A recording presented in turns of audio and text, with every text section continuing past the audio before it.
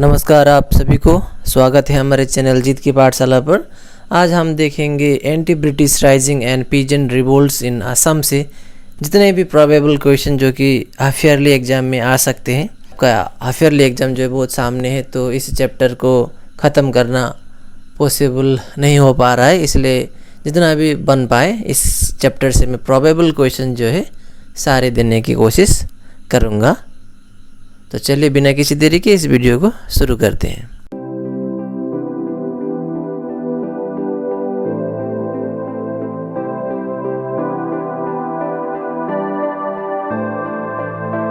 तो सबसे पहले इस पेज से अगर इम्पोर्टेंट क्वेश्चन देखें तो यहाँ पे एक क्वेश्चन आ सकता है कि who was the first Assamese to revolt against the British.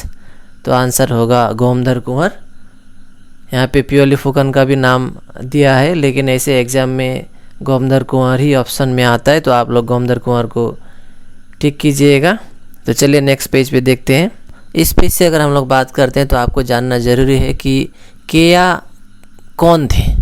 Keya specially Marwari immigrants थे जो कि वेस्टर्न पार्ट ऑफ इंडिया से आसाम में आए थे।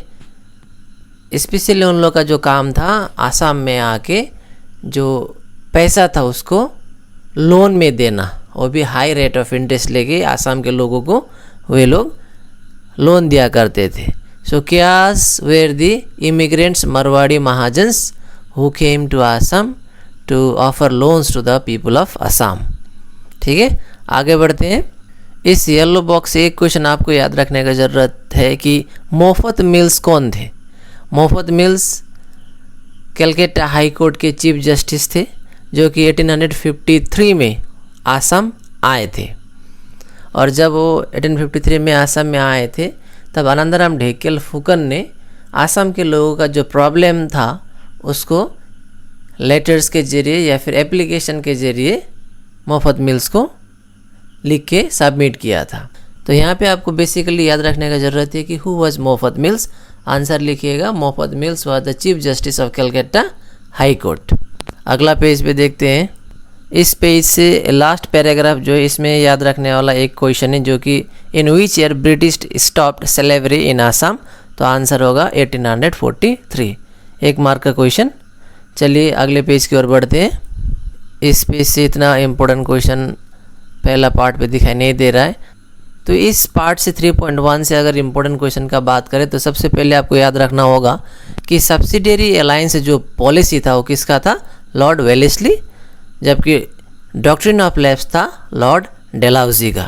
साथ ही एक और इम्पोर्टेंट क्वेश्चन याद रखिएगा कि सिपाही म्यूटिनी जो था इंडिया में वो कब स्टार्ट हुआ।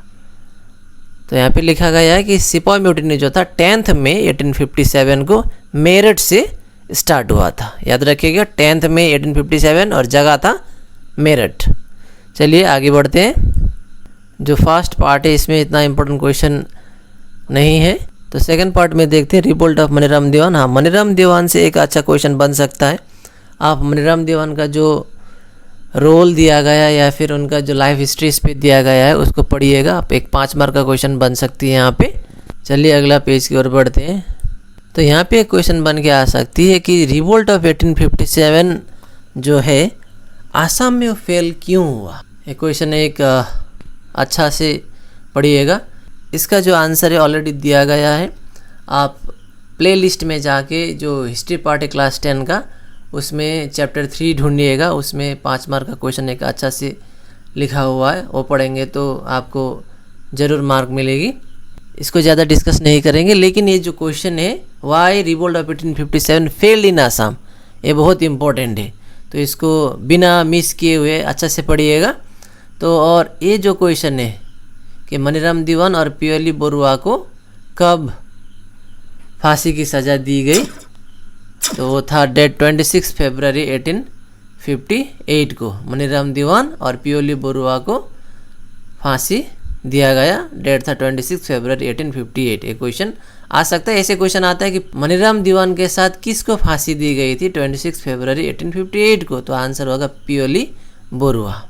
ठीक है, या फिर आ सकता है मनीराम दीवान और पियली बरुआ को कब फांसी की सज़ा दी गई, तो वो था 26 फरवरी 1858 को। ठीक है, चलिए आगे बढ़ते हैं।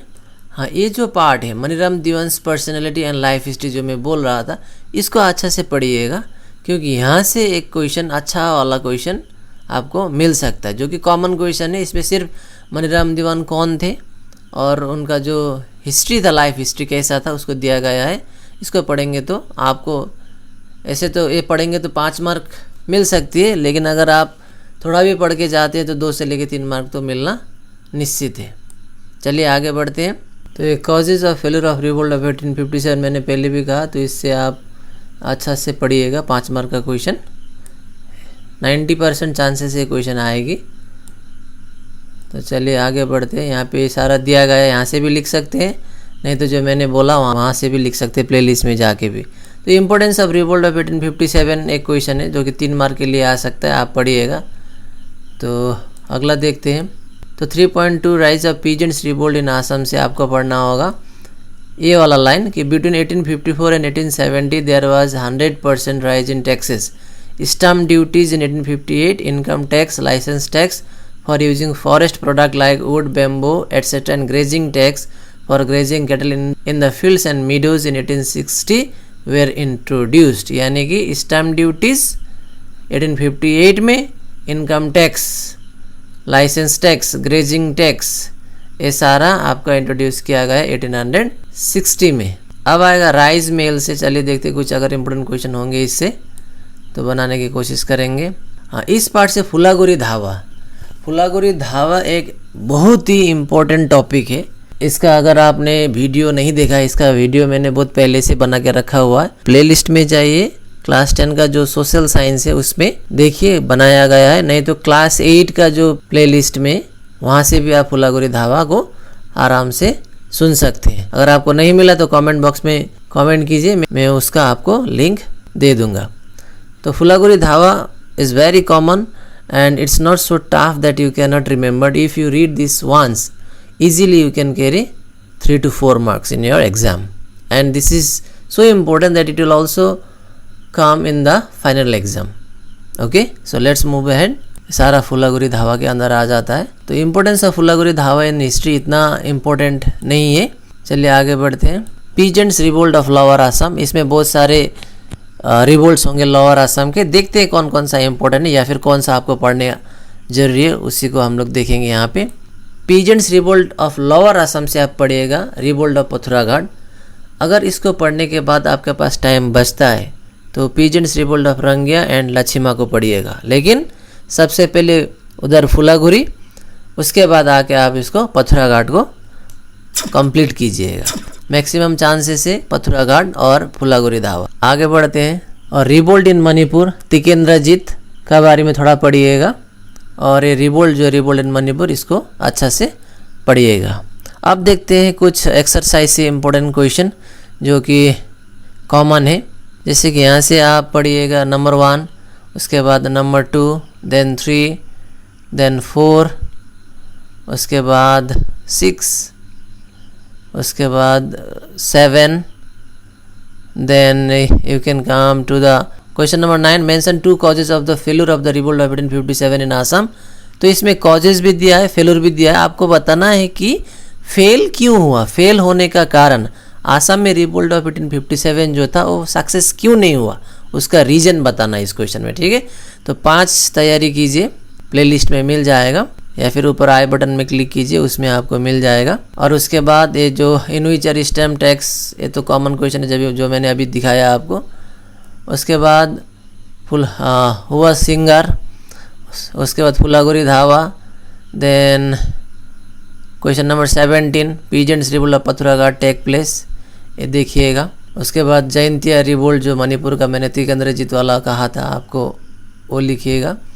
और 20 देखिएगा, who punish Tikendrajit with the death sentence. उसके सीधा अगर नीचे जाएंगे तो discuss in brief the causes of the revolt of 1857। 1857-58 का जो रिवोल्ट था आसाम में क्यों हुआ, इसका आपको मिलेगा जो पहला वाला वीडियो था इस चैप्टर का, जो मैंने एक्सप्लेनेशन का वीडियो बनाया था, उसको अगर आप देखेंगे तो आसानी से उसको आप समझ पाएंगे। तो उसके बाद रोल ऑफ मनीराम दीवान, जो लाइफ हिस्ट्री है मनीराम दीवान का, थोड़ा उसको पढ़ के यहाँ पे लिखिएगा। और फिर से आए यहाँ पे discuss the reason why the revolt of 1857-58 fail in Assam. जो कि 5 रीज़न मैंने अभी बताया था, 5 कॉजेज़, फेल होने का कॉजेज़, वही लिखना है यहाँ पे। उसके बाद आप फुलागुरी धावा का नोट बनाइएगा एक। उसके बाद पथुरा घाट का एक थोड़ा शॉर्ट नोट लिखिएगा। उसके बाद तो सारा अनकॉमन सही है। तो इसी के साथ ये वीडियो यहीं पे समाप्त करते हैं। अगर ये वीडियो आपके लिए हेल्पफुल रहा तो काइंडली शेयर कीजिए अपने दोस्तों के बीच में। Thank you very much.